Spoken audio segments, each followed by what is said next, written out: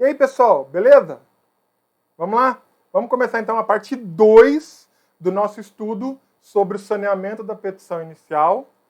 Vamos continuar vendo quais são os pontos importantes que o juiz tem que analisar antes de determinar o prosseguimento da ação. Então, vamos lá.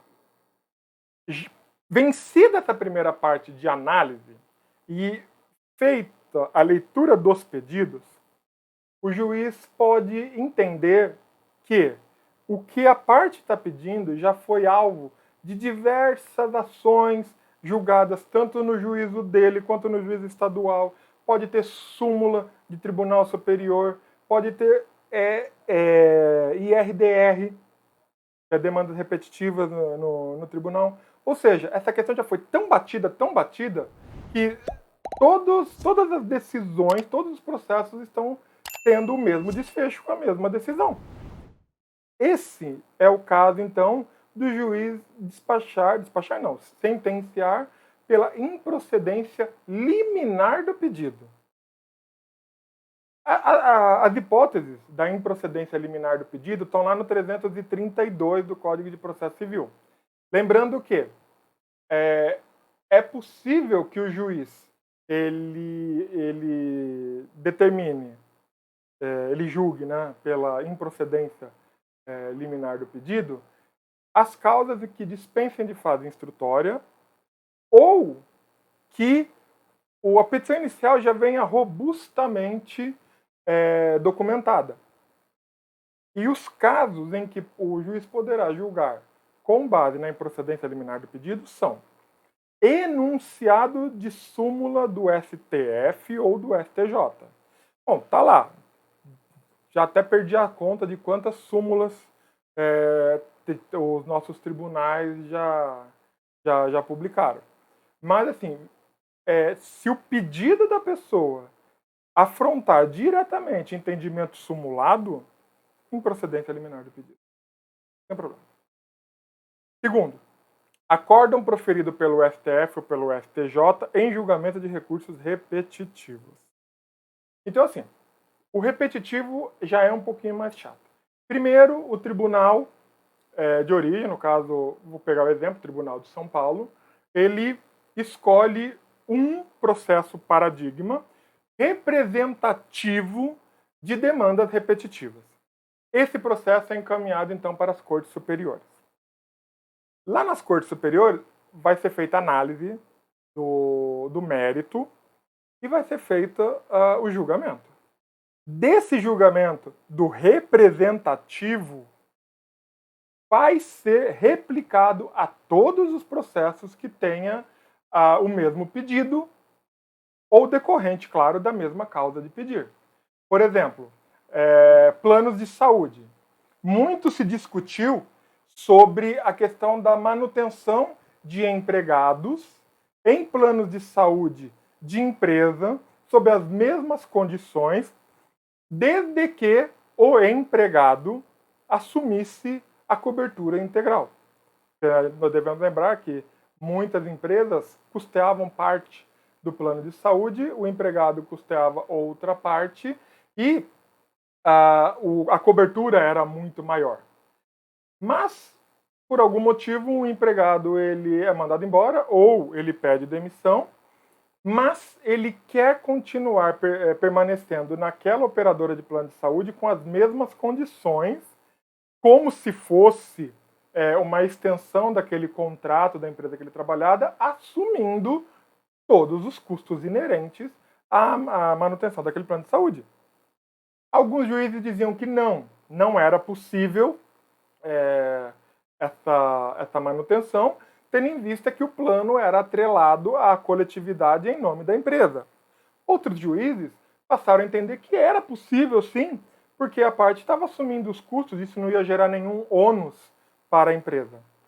Por causa desse número gigantesco de decisões, às vezes conflitantes, o Tribunal de Justiça, já analisando diversas apelações sobre o caso, escolheu um representativo e encaminhou para o STJ.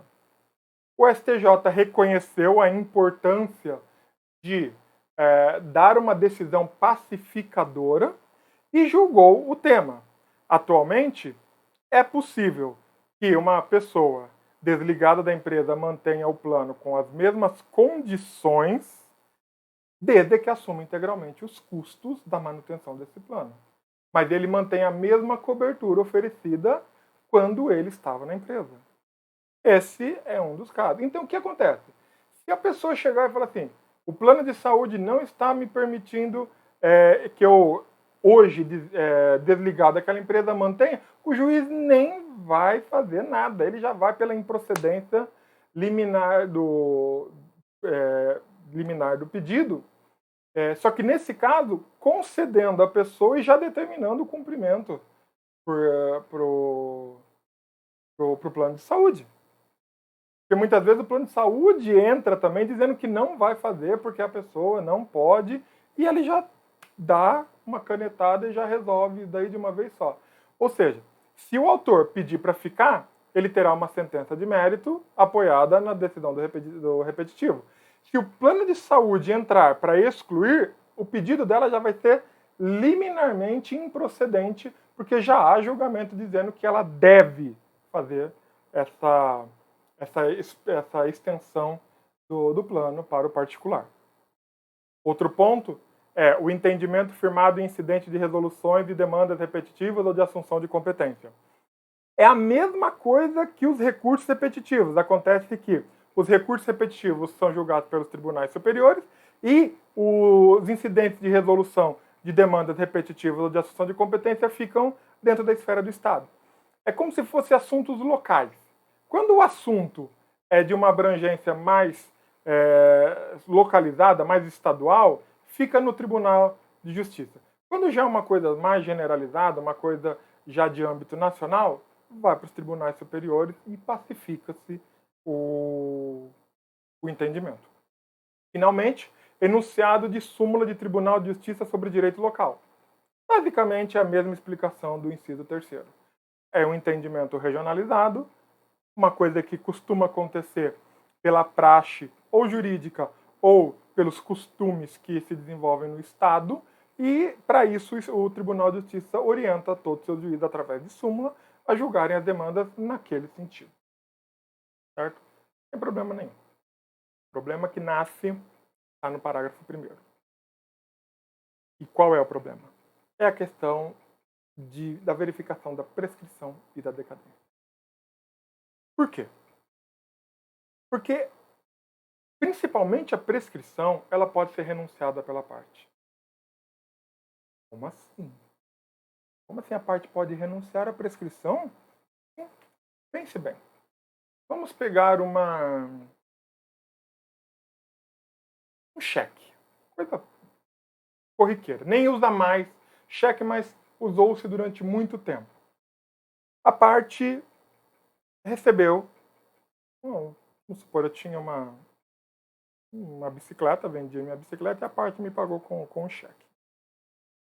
Eu fiz o primeiro depósito, não havia fundos, o cheque retornou.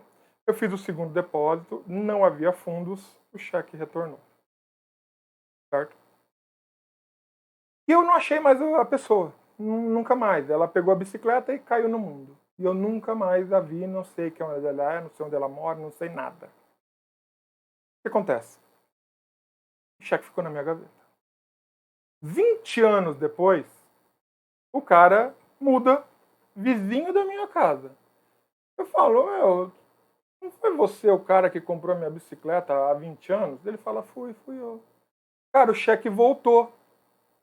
Sério? Ah, mas já passou, né? Agora já era. Não, eu vou te processar. Mas tudo bem, vai lá. Pensa bem, o cheque está prescrito. O direito de cobrança está prescrito. Mas a parte vai lá e entra a cartão do mesmo jeito. Era a cobrança do cheque. Está aqui o cheque. E o juiz chegar e falar assim, não, correu a prescrição, vou extinguir o processo, pronto, acabou, já era. Ele está passando por cima do direito daquela parte de reconhecer que deve. Então, o que o juiz deve fazer? Ele deve citar a parte, determinar a citação da parte. A parte deve vir ao processo, certo? E reconhecendo a prescrição, o juiz deve despachar. Fale sobre a prescrição. De repente, o réu, ele pode chegar e falar assim, saber? Eu devo, eu vou pagar. E renunciou à prescrição. Ele vai lá, paga, resolveu o problema, já era. É possível? É. É corriqueiro? Não. Não. Muito difícil uma pessoa que é demandada em juízo nesses termos reconhecer uma dívida prescrita. É extremamente raro. Mas, assim, muita gente imbuída no princípio da boa-fé, às vezes nem sabe. Por exemplo, filhos, às vezes nem sabem que o pai deixou uma dívida, mas fazem questão de honrar o nome do pai. Pode ser, pode acontecer. Um pai que tenha eventualmente falecido, uma mãe, um irmão, certo? Então, assim, é possível. É possível se renunciar à prescrição? É. Então, o juiz não pode tirar o direito da parte. Então, ele deve, sim, despachar nesse sentido. Em relação à renúncia da prescrição, a matéria está regulamentada no artigo 191 do Código Civil. Presta bem atenção. Está lá, que a renúncia da prescrição pode ser expressa ou tácita e só valerá sendo feita sem prejuízo de terceiro depois que a prescrição se consumar. E tácita é a renúncia quando se presume, de fato, do interessado incompatíveis com a prescrição. Ou seja, vamos supor que a pessoa chega lá e apresentou o cheque. Olha aqui! Ele, rapaz, eu não sabia disso, está aqui em dinheiro. Acabou, resolveu o problema. Entendeu? É isso.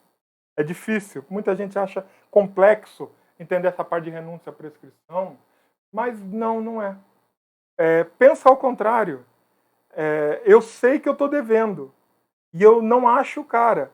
E passou 10 anos, eu descubro onde o cara mora, eu vou lá e falo assim, cara, tá aqui, ó. Tô te pagando, eu sei que eu tô te devendo. É uma renúncia própria. Eu ativamente busquei a pessoa para a qual eu devia e realizei o pagamento do débito que eu tinha. Isso daí não pode ser tirado da pessoa em termos de prestação jurisdicional, certo? E a força dessa determinação vem da própria lei. Porque o artigo 9º do Código de Processo Civil deixa bem claro que não se proferirá decisão contra uma das partes sem que ela seja previamente ouvida. A prescrição, teoricamente, corre contra a parte. Então você tem que ouvi-la. Entendeu? Outro ponto, ainda na improcedência liminar, é que cabe a apelação. Ou seja, resolvendo o processo por sentença, cabe a apelação. E exatamente a mesma regra lá de trás do indeferimento inicial. O autor pode apelar. Se ele apelar, a parte será citada para responder recurso. O juiz pode exercer o direito de retratação em 5 dias. E se a parte não apelar e não tiver sido angularizada a relação processual, o réu será citado para tomar conhecimento que contra ele houve uma ação. Artigo 332 e seus parágrafos também, nada do outro mundo. Agora você fala, é só para atrasar a justiça? A ação não foi conhecida, ela foi inepta ou ela teve improcedência liminar do pedido. Não gerou reflexos no mundo jurídico, nem reflexos na esfera pessoal. Para que ficar citando? Bem, 2 motivos. Primeiro, essa intimação está pautada no direito de ampla defesa. Ou seja, pelo menos você tem que permitir que a pessoa saiba que tem alguém querendo processá-la. A pessoa tem que ter conhecimento do que está acontecendo no mundo em volta dela. E a segunda está balizada no princípio da boa-fé. Por quê?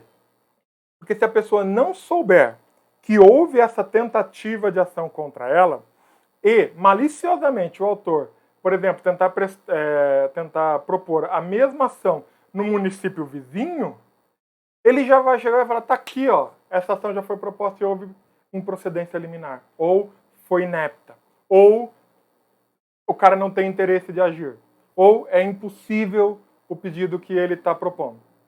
Ou seja, o réu que se viu agredido de certa forma por uma vontade maliciosa da pessoa já tem a sua defesa. E ao saber disso, o juiz já vai extinguir o processo com resolução de mérito por coisa julgada, litispendência ou, dependendo da situação lá, o que venha a calhar no caso concreto. Isso, lembre-se, é muito relativo à questão do caso concreto mesmo. Outro ponto que o juiz deve analisar também no caso são, né, os pedidos de eventual tutela provisória. Tutela é uma matéria extremamente extensa. Também vamos ter que fazer um vídeo só sobre tutela. As tutelas, só para você ter uma ideia, elas são divididas em tutela de urgência, tutela cautelar ou tutela antecipada. Para cada uma dessas existe um regramento e um cabimento próprio. Inclusive, elas podem ser manejadas por direito de petição antes mesmo que o processo venha a ser instaurado. Há ainda a questão da estabilização da tutela julgada. O assunto é vastíssimo. Nós vamos conversar, mas, novamente, esse bloco de aulas tem a intenção de descrever o processo civil de uma forma mais linear. Então, fica claro, é nesse momento que o juiz faz análise das tutelas. Beleza? Mais um ponto que o juiz vai analisar nessa primeira leitura, antes de dar o seu despacho inicial, é a questão dos requerimentos iniciais. Podem ser N requerimentos. A parte pode pedir praticamente tudo como requerimento inicial. Entretanto, o requerimento inicial mais comum é o pedido de gratuidade judiciária. O pedido de gratuidade ele está ancorado no artigo 99 do CPC, que diz o seguinte, o pedido de gratuidade da justiça pode ser formulado na petição inicial, na contestação, na petição para ingresso de terceiro ou no processo em recurso. Vamos dividir. Vamos lá. E petição inicial é o caso que nós estamos falando, a pessoa está entrando com a ação e fala, não tenho condições de arcar com as custas do processo. Então, o juiz daria a direito à gratuidade. Entretanto, na contestação, a parte entra e fala, também não tenho condições, excelente. Ele pode dar para as duas partes, não tem problema nenhum. Num determinado momento, você faz um chamamento ao processo, uma denunciação da lide, ou então um terceiro confrontante, ou então ainda assim um terceiro que se acha que por algum motivo pode ser afetado, quer entrar no processo. Esse terceiro também pode pedir, no momento em que ele entra no processo, a gratuidade. E, em recurso, caso haja alteração da realidade fática das partes, eles podem pedir na apelação a concessão da gratuidade posterior. Não tem problema nenhum. A questão é provar. Há uma necessidade de se provar realmente que a parte ela não tem essa capacidade de arcar com as custas do processo. Certo? Como eu falei, também é um assunto extremamente bem regrado pelo Código. É só dar uma olhadinha lá dos artigos 98 a 102, está tudo explicadinho. Não vem ao caso porque nós não estamos discutindo a viabilidade ou não da concessão da gratuidade. Nós estamos discutindo o que acontece na análise da petição inicial. Certo? Bom, agora vamos supor que aconteça o seguinte. A parte entrou lá e fez o pedido lá. Excelência, eu não tenho condições de arcar com as custas do processo, por favor, conceder-me a gratuidade. Aí o juiz olha bem e fala assim, você não provou, você não trouxe documentos hábeis, então eu indefiro a gratuidade. Desse indeferimento, esse despacho, na verdade, resolve uma questão incidente, qual seja o pedido de gratuidade. Ao resolver essa questão específica do pedido de gratuidade, e sendo contrária, claro, ao interesse do autor, cabe um recurso chamado de agravo de instrumento. É um recurso originário de segundo grau, ou seja, ele é protocolizado diretamente no tribunal. No caso de São Paulo, diretamente a uma das câmaras de direito privado, certo? E receberá análise de um relator e, possivelmente, porque também há a possibilidade de decisão monocrática, mas em regra será julgado por um colegiado de 3 desembargadores e o acórdão vai decidir sobre a manutenção ou não da decisão do juiz em relação à concessão da gratuidade da justiça. A decisão, posteriormente emanada em segunda instância, será trasladada aos autos de primeira instância e o juiz deverá respeitar o que foi decidido. Caso o acórdão determine que o juiz reconheça a benesse, o juiz concederá, normalmente. A possibilidade de pedido liminar para a concessão liminar da gratuidade da justiça da julgamento final do mérito do agravo de instrumento? Sim, é possível. O relator pode determinar, sim, o efeito ativo no agravo de instrumento e esse efeito permanecerá até o julgamento final. Caso o julgamento seja contrário ao efeito ativo proporcionado, não há problema nenhum, a parte vai ter que recolher as custas da propositura da ação e o processo continuará correndo. Em regra, o processo em primeira instância continua correndo normalmente, porque a única coisa que está sendo discutida é se a pessoa arcará ou não com as custas judiciais. Caso a decisão venha dizer que a parte vai arcar e já tenha havido diversos atos processuais, não há problema nenhum, o juiz vai determinar a apuração do quantum foi despedido e a parte fará o recolhimento e o processo continuará correndo normalmente. Continuando a análise da petição inicial. Vamos supor que, analisando a petição inicial, o juiz perceba que há algum vício, ou um erro, uma eventual omissão, ou que ele perceba que de alguma alegação não houve juntada de documentos comprobatórios. Pois bem, então nesse caso, o juiz determinará que a parte adite ou complemente ou emende a petição inicial. Não entre muito nessas questões. Aditar, emendar e complementar são sinônimos, basicamente a mesma coisa, certo? Acontece que pode acontecer uma coisinha muito estranha nesse aditamento. Pode acontecer da parte alterar o pedido. Sim, pode aumentar o pedido, pode diminuir o pedido, ele pode alterar o pedido, além de complementar e emendar naquilo que for necessário. Ou seja, presta muita atenção, 329, inciso 1º. O autor poderá, até a citação, alterar o pedido ou a causa de pedir, independentemente do consentimento do réu. Por quê? Porque o réu ainda não sabe da ação. Ele ainda não sabe do que ele tem que se defender.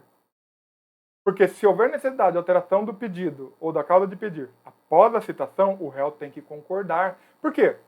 Porque ele já veio ao processo pronto para se defender daquilo que for proposto. Certo? A gente não pode transformar o processo numa zona. Enquanto o réu não veio ao processo, beleza, você pode adequar, melhorar, pode fazer o que você quiser na sua petição. Veio ao processo, já não pode. Chegou no saneamento, aí não pode mais nada. Certo? Beleza. Vamos ver aqui o que mais nós temos. Intimação do réu para a audiência de tentativa de conciliação. Vamos lá.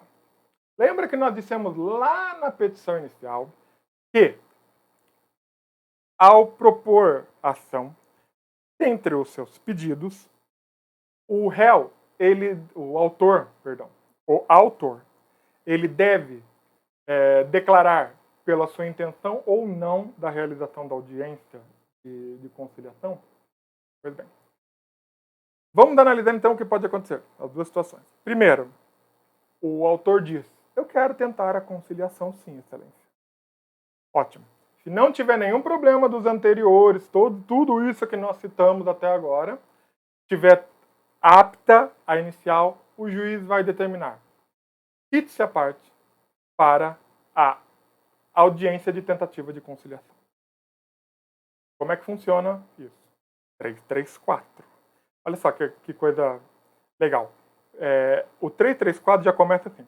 Se a petição inicial preencher os requisitos essenciais e não for o caso de improcedência liminar do pedido, o juiz designará a audiência de conciliação ou de mediação com antecedência mínima de 30 dias, devendo o réu ser citação, com pelo menos 20 dias de antecedência. Certo? Beleza. Pessoal, é citação. O Código de 73 dizia que a citação será feita para levar ao conhecimento do réu que contra ele há um processo.